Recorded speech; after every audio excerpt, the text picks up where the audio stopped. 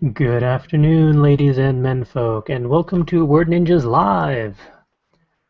You're joining us for episode 24, one of the last of the year for 2013. We're not in 2014 yet. I am your host and instigator of literary insanity, Charles, and unfortunately, everyone else is either working or doing some last minute stuff before the holidays, so it looks like it's going to be another solo show. But we were hoping to kind of wrap things up with 25 episodes for the year.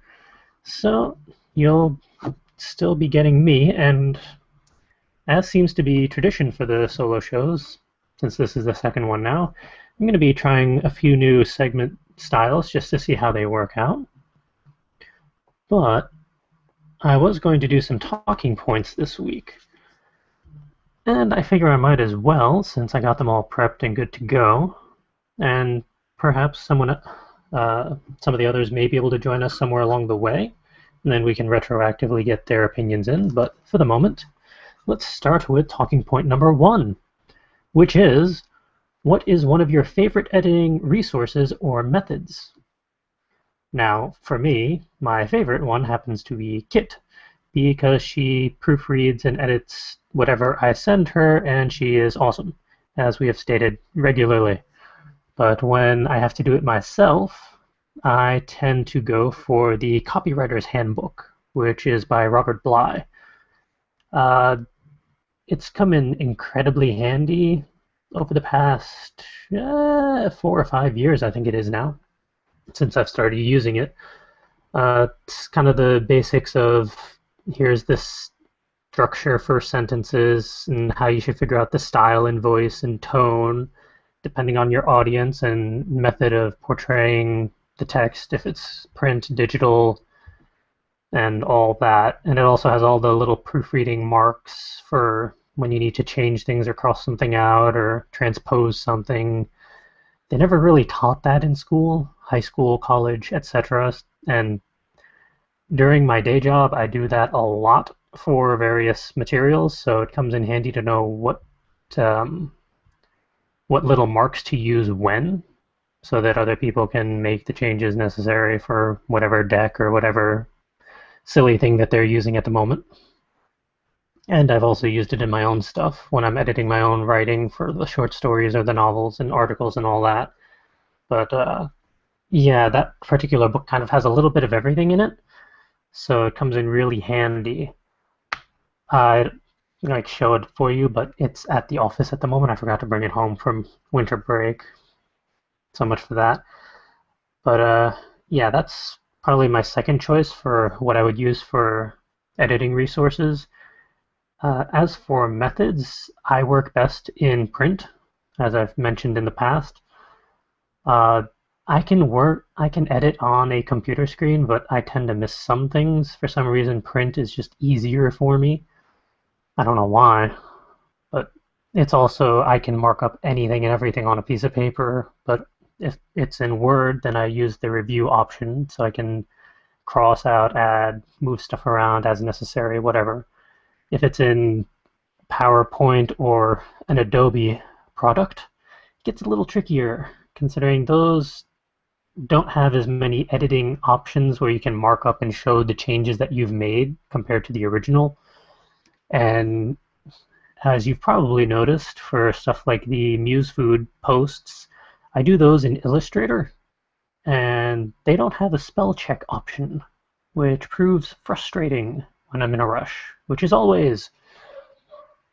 So yeah, when it comes to those, I should pay more attention and proofread more, either printing it out or copy pasting into Word something, so that I can at least see what absurdly obvious things that I'm missing.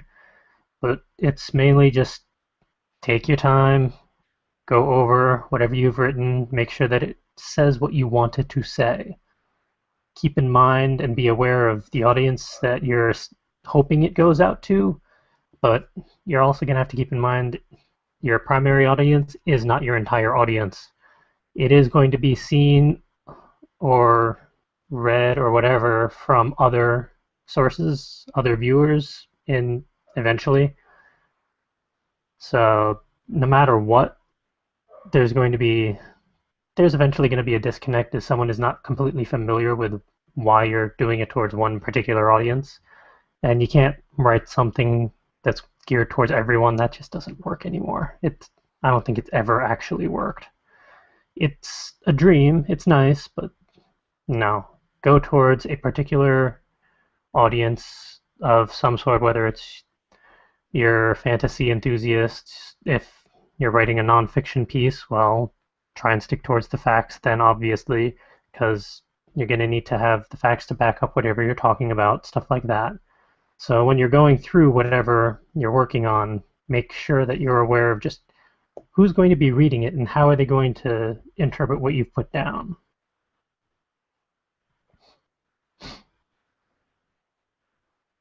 Let's see here. Talking point number 2 I had down for today was what story could you reread, rewatch, or rehear on a regular basis? And I mean, ideally, at least on an annual basis.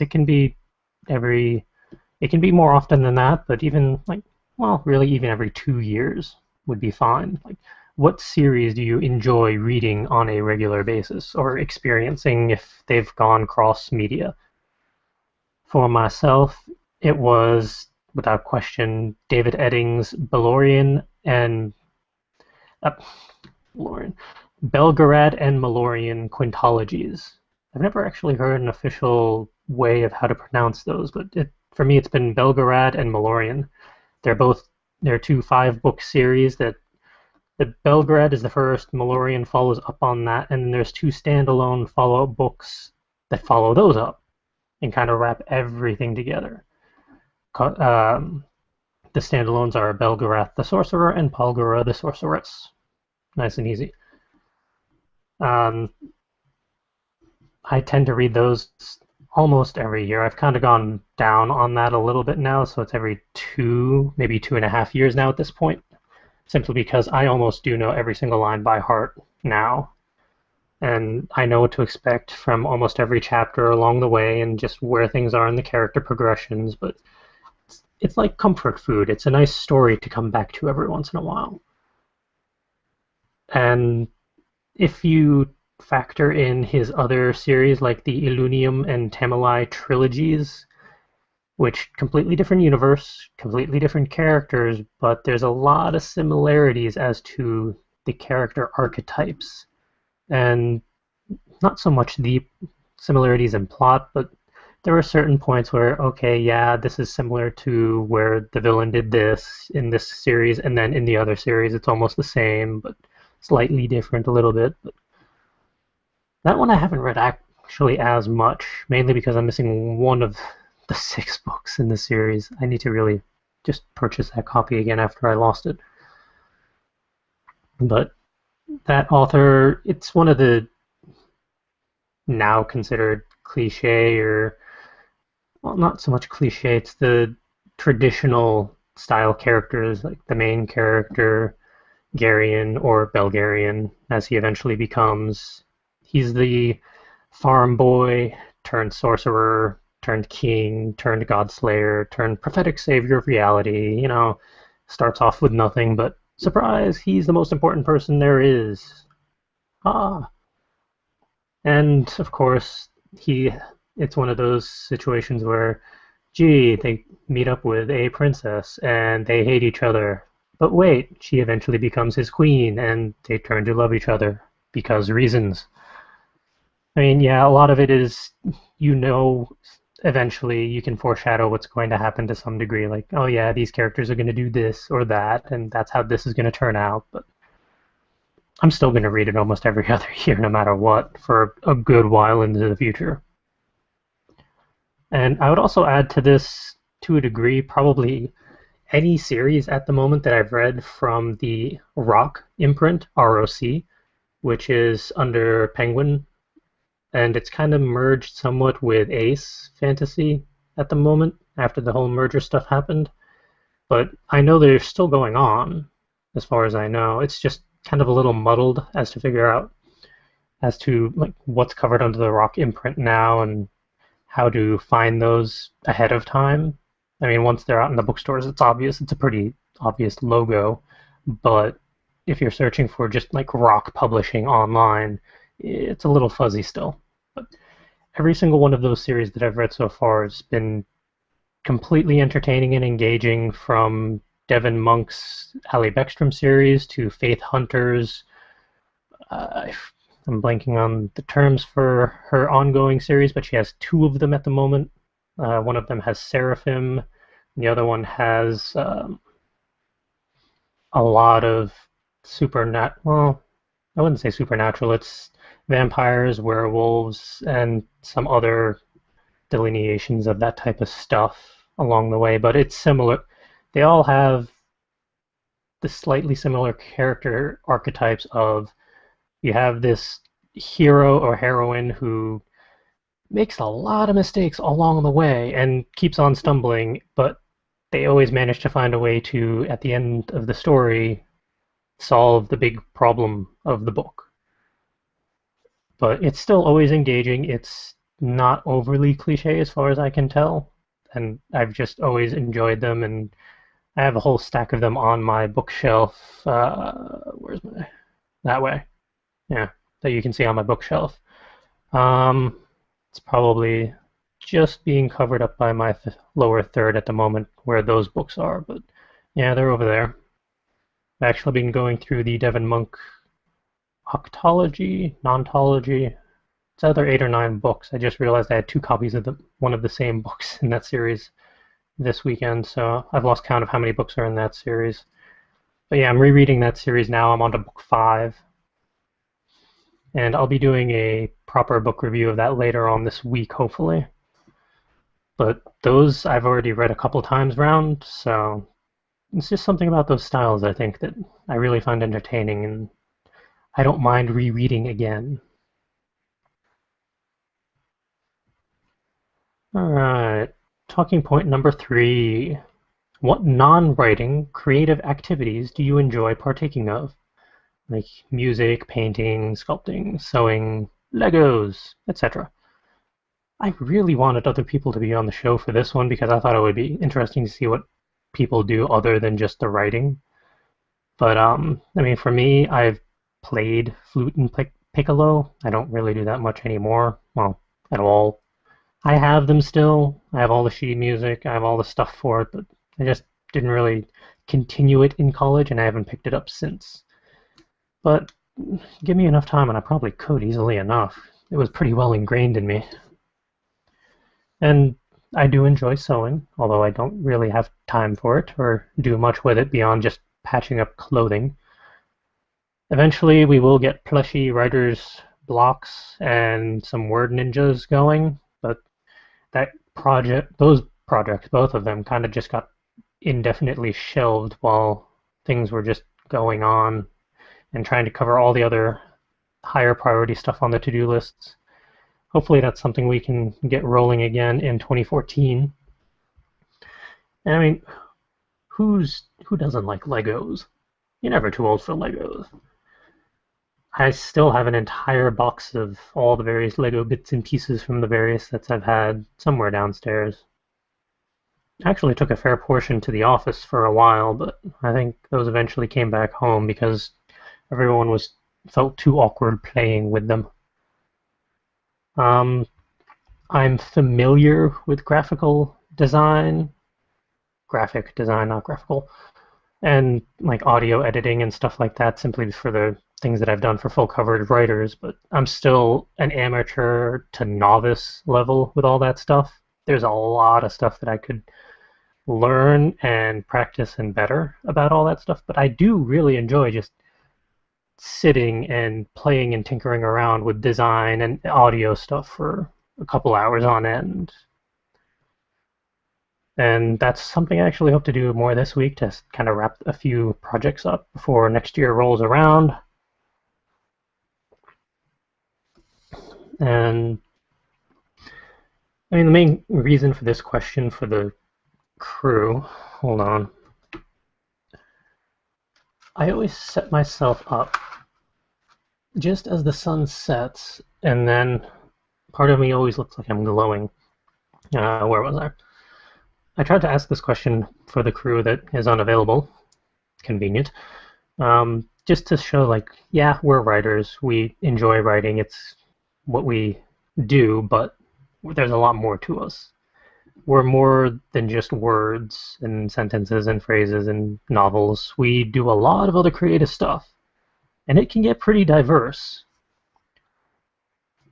And it's just interesting to see just how diverse people can get because it doesn't necessarily just show up in their writing unless you happen to write about someone playing the flute or piccolo or sewing or playing with Legos and stuff like that. But I actually haven't done that yet with any of my characters. I wonder how many people have done that with their characters, kind of just inserted some of their own interests and whatnot, since they're so familiar with that stuff. It would be interesting to know that for the behind the scenes stuff. But yeah, those were the talking points for this week. Of course, if you would like to add your own opinion to any of these, like what's your favorite editing resource or method? Like how do you edit your stuff? What could you just reread, rewatch constantly or as often as you could or are comfortable with? And what non-writing but creative activities do you enjoy? Post in the YouTube comments and continue the discussion. It really is nice when we hear from our listeners and viewers and other people. Like, what are your opinions on the things that we're talking about, or that I'm rambling on about in this case? We want to hear about you. We want to hear about what other people are doing in regards to these talking points. Continue the discussion. All right. I'm going to try a few segments out, or at least more like a segment that kind of has merged together with a few other things. But to do that, I'm going to have to screen share. So setting that up. It's mainly, I want to start doing some highlights for like books or authors, literary YouTube channels, or just other interesting websites and stuff like that. Just to like try and get more visibility for other people out there because there's a lot of stuff out there for people. It, there's an infinite amount of resources for writers and other creative people out there, and why not highlight some while we're on the air? Okay, the first one is a book highlight that I enjoy playing around with every once in a while. And the links to this stuff is going to be in the show notes. So if you want to check these things out, or you can just look at the URL since it'll be on the screen while I'm talking about this. The first one is a book called Putting Your Print into Passion.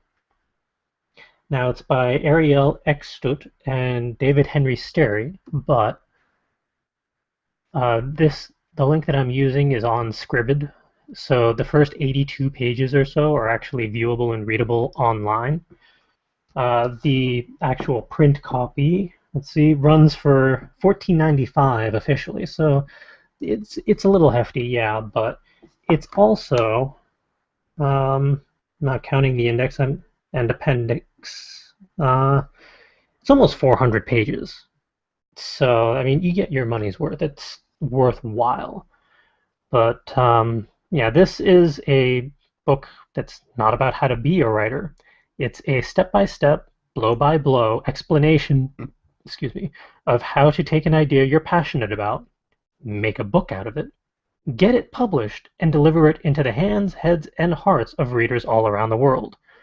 Yeah, I pulled that blurb out of their intro, but just scrolling down quickly through their content so you can kind of get an idea of what this book has to offer. I mean, it starts off with how to get your ideas, nice and straightforward, simple enough, and then the perfect package. So figuring out your pitch, your titles, and kind of giving you an idea of what to expect for once you have your thing finished. Um, it goes into detail about how to get an agent, which is really useful, and I'm planning on rereading that eventually because I'm a little rusty on that myself. And then, I mean, the submission process is covered, how to deal with rejection, which it's inevitable. And of course, selling the book once it's up and out there, what do you do with it? A lot of info on contracts because not everyone speaks legalese. It's really useful to know just what am I signing and what am I giving away? What do I get to keep control of? Stuff like that. Uh, let's see. I'm actually not sure what Chapter 8 talks about enough. I guess maybe after everything's done and posted and selling, how to deal with that. Working with your publisher, which is nice to know. The whole publicity and marketing aspect. This is very useful if you're self-publishing for any reason, so you know how to get the word out there and stuff like that. How to network with bookstores and libraries and things like that. And of course, the fine art of selling. Like, where can you sell it? How can you get it into bookstores? Things like that. It touches a bit on publishing yourself for the self-publishing aspect. And then, I mean, the whole what's next aspect. It's done, it's out there, it's selling. Hooray! What next? Stuff like that. So, I mean, yeah, you really get a lot out of this book. It covers a lot. And like I said, this is the Scribd page for it. You can just do a regular search engine for putting your passion into print and find it on Amazon, Books a Million, Barnes and Noble's, local bookstore, whatever is your preference. But I highly recommend it. It's definitely worth having on your shelf and worth the read. And if you want to at least check it out first, I mean, this one has the first 82 pages, as I said, so it covers up to, let's see here, it goes halfway through chapter 3. So, I mean, that'll really give you a good idea of the style of writing in it and just what it has to offer. So, I definitely say check it out. All right. After that, let's highlight a YouTube user. This is something completely new. We've never done it before, but after NaNoWriMo, I started following a lot of literary YouTube channels, and I figure why not highlight some of them? Okay, yeah, okay, it's showing that. All right, so for this week, we're going to highlight Book BFFs. Now, it's actually 5 people currently running it, as far as I can tell, and they each do their own videos. And it's just an interesting channel where, I mean, they do book hauls for when they have a whole mass of books. They do a lot of reviews.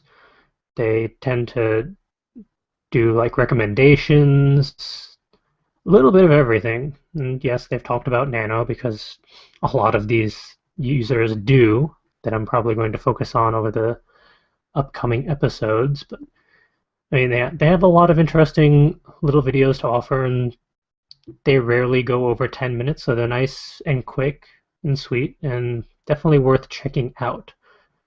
And let's see, go back. It's just search for the user Book BFF,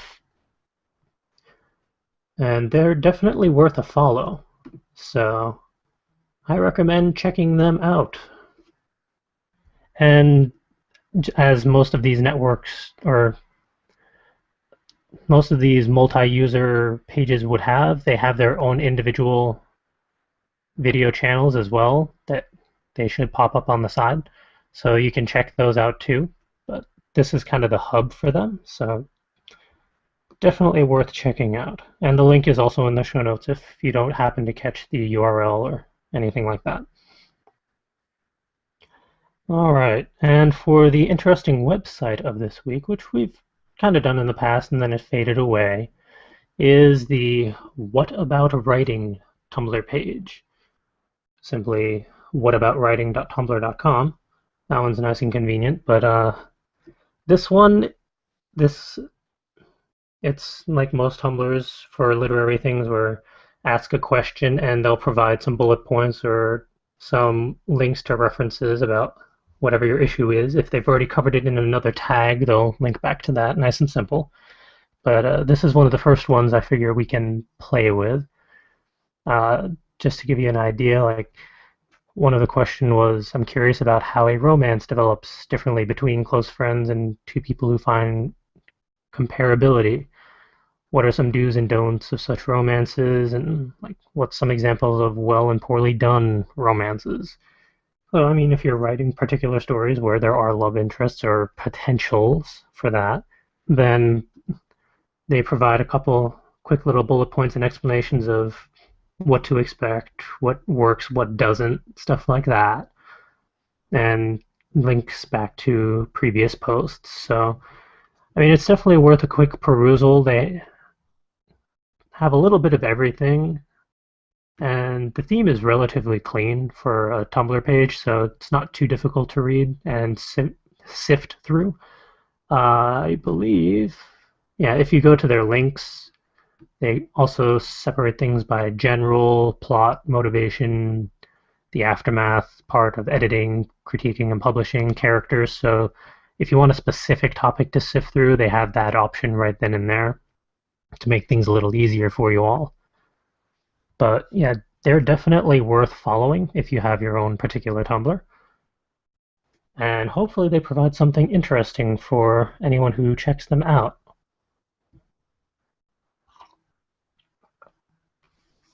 All right, let's take that off for the moment.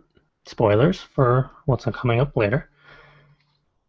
All right, so that was kind of the test segment of highlighting stuff, either YouTube or Tumblr, websites, books, etc. I kind of want to do those more in the future to get a lot more resources than just talking heads on a live cast to you all.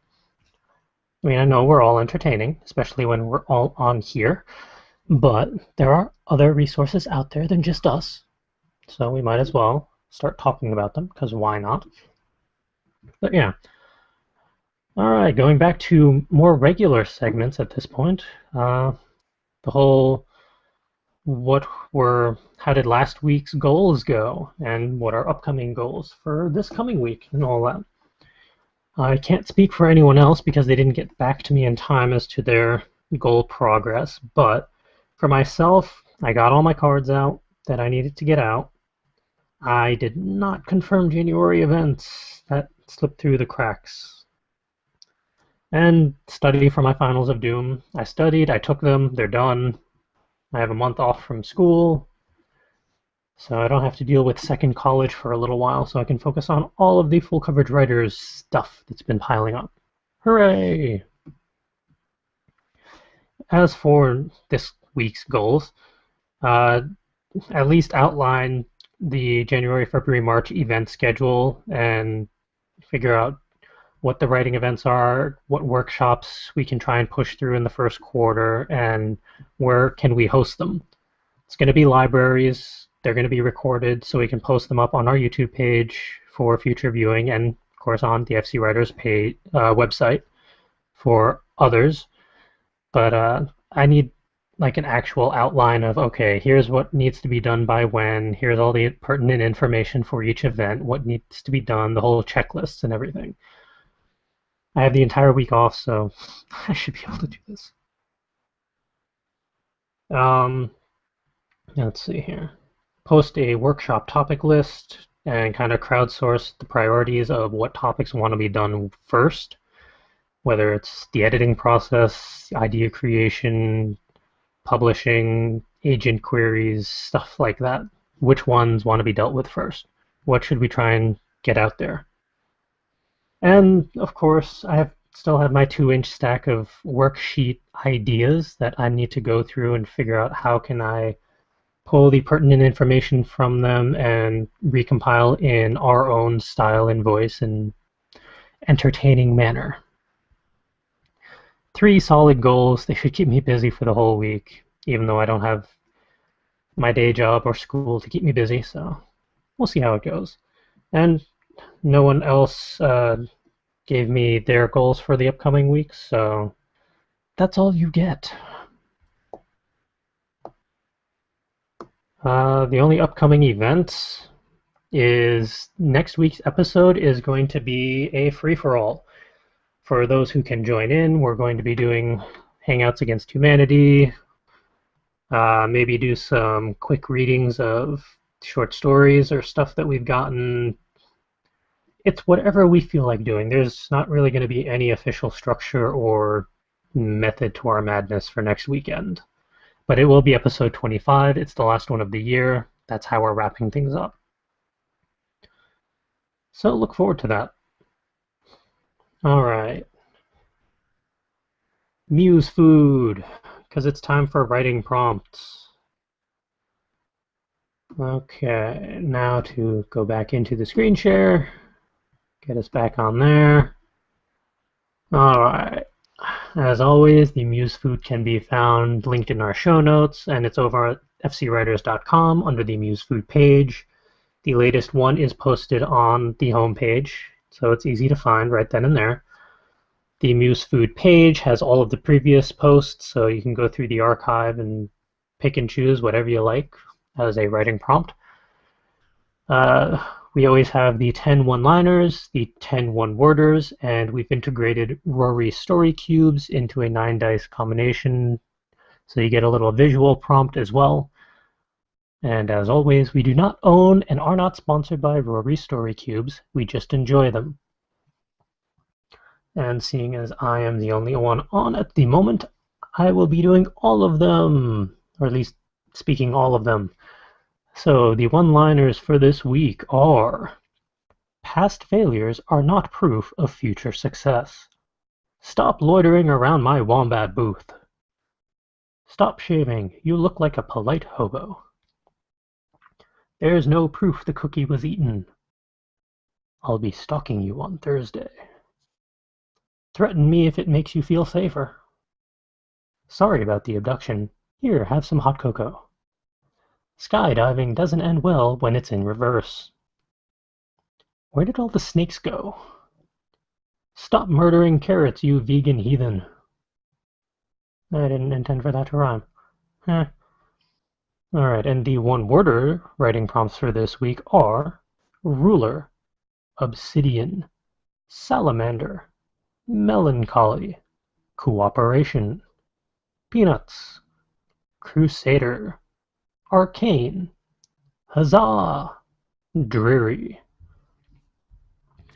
And my interpretation of these story cubes for this week is some little blue dude coughing, a very confused or sad little head, a dinosaur skeleton which kind of looks like it has a ball in its mouth, might just be its teeth, a pair of glasses, an abacus, someone pointing at something, a shield, a tree or shrubbery, and a cactus. Those are your writing prompts for this week. And as always, it is not necessary to use all of the writing prompts at once, or even any of them. They are meant as an extra resource for you to use when your muse is tired and cranky. And if you write a flash fiction or short story utilizing these prompts, we would love to read it.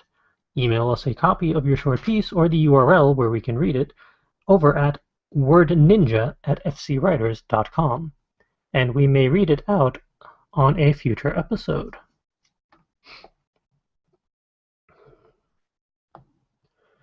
All right. We're just powering through stuff today. Okay, it's a shame that everyone else is missing out on this, but so be it. It is the end of the year. Holidays are upon us, so can't really blame them that much. Just a little, though. All right.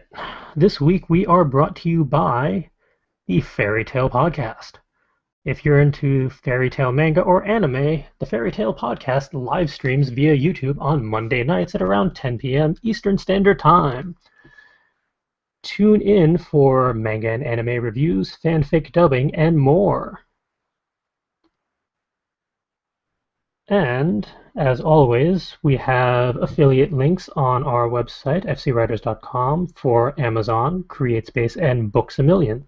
So if you have any last minute gifts you need to purchase, or any books or shiny baubles, go over to fcwriters.com, click on one of the affiliate links, and use that to purchase whatever you need before it's too late.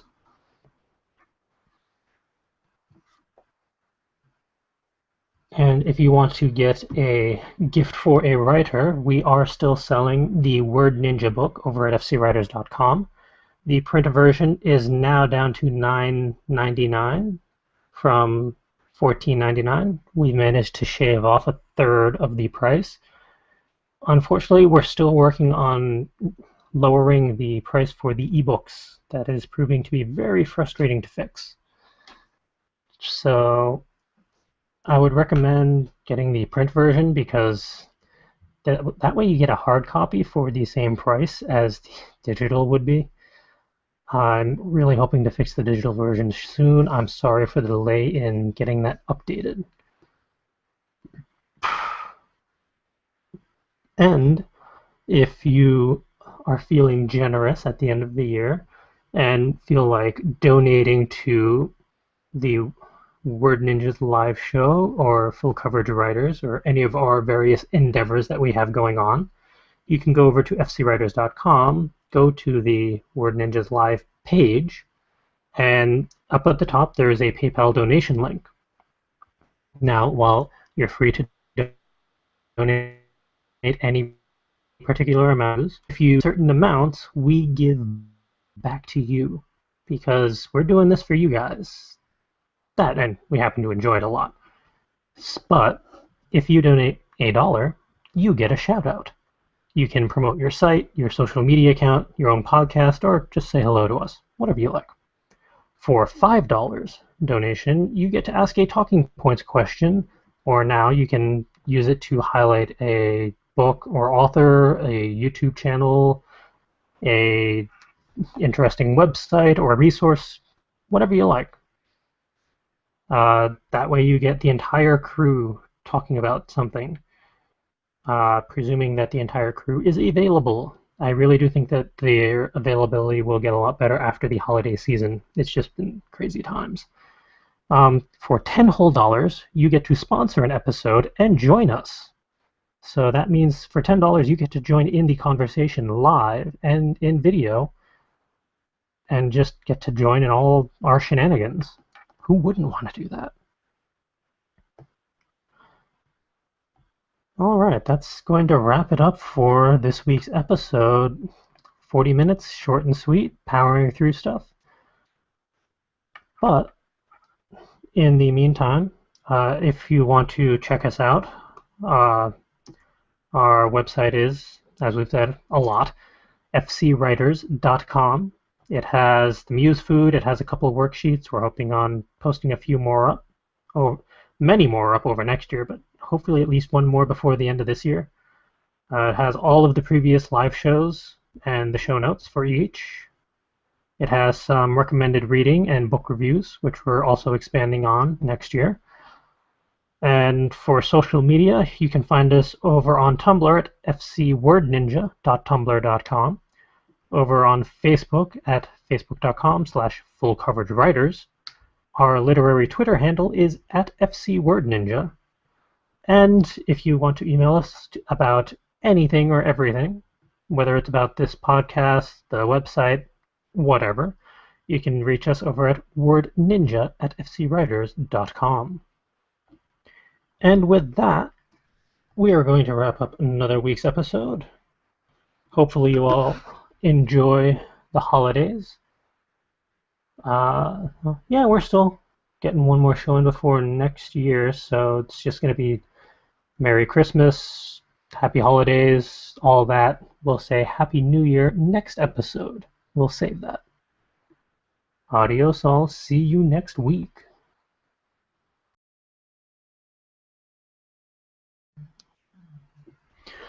Good afternoon, ladies and menfolk, and welcome to Word Ninjas Live. You're joining us for episode 24, one of the last of the year for 2013. We're not in 2014 yet. I am your host and instigator of literary insanity, Charles, and unfortunately, everyone else is either working or doing some last minute stuff before the holidays, so it looks like it's going to be another solo show.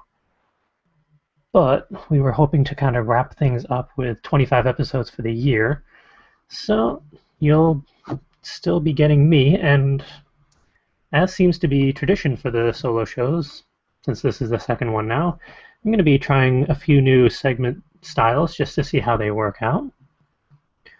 But I was going to do some talking points this week, and I figure I might as well since I got them all prepped and good to go, and perhaps some of the others may be able to join us somewhere along the way, and then we can retroactively get their opinions in. But for the moment, let's start with talking point number 1, which is, what is one of your favorite editing resources or methods? Now, for me, my favorite one happens to be Kit, because she proofreads and edits whatever I send her, and she is awesome, as we have stated regularly. But when I have to do it myself, I tend to go for the Copywriter's Handbook, which is by Robert Bly. It's come in incredibly handy over the past 4 or 5 years, I think it is now, since I've started product. It gets a little trickier, considering those don't have as many editing options where you can mark up and show the changes that you've made compared to the original.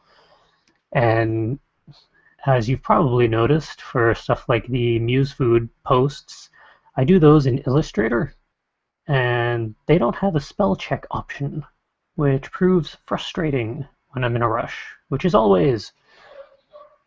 So yeah, when it comes to those, I should pay more attention and proofread more, either printing it out or copy pasting into Word something, so that I can at least see what absurdly obvious things that I'm missing. But it's mainly just take your time, go over whatever you've written, make sure that it says what you want it to say. Keep in mind and be aware of the audience that you're hoping it goes out to using it. It's kind of the basics of, here's this structure for sentences and how you should figure out the style and voice and tone depending on your audience and method of portraying the text, if it's print, digital, and all that. And it also has all the little proofreading marks for when you need to change things or cross something out or transpose something. They never really taught that in school, high school, college, etc. And during my day job, I do that a lot for various materials, so it comes in handy to know what little marks to use when, so that other people can make the changes necessary for whatever deck or whatever silly thing that they're using at the moment. And I've also used it in my own stuff when I'm editing my own writing for the short stories or the novels and articles and all that.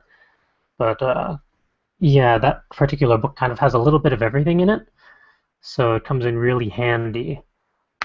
I like show it for you, but it's at the office at the moment. I forgot to bring it home from winter break. So much for that. But yeah, that's probably my second choice for what I would use for editing resources. As for methods, I work best in print, as I've mentioned in the past. Uh, I can edit on a computer screen, but I tend to miss some things. For some reason, print is just easier for me. I don't know why, but it's also, I can mark up anything and everything on a piece of paper, but if it's in Word, then I use the review option, so I can cross out, add, move stuff around as necessary, whatever. If it's in PowerPoint or an Adobe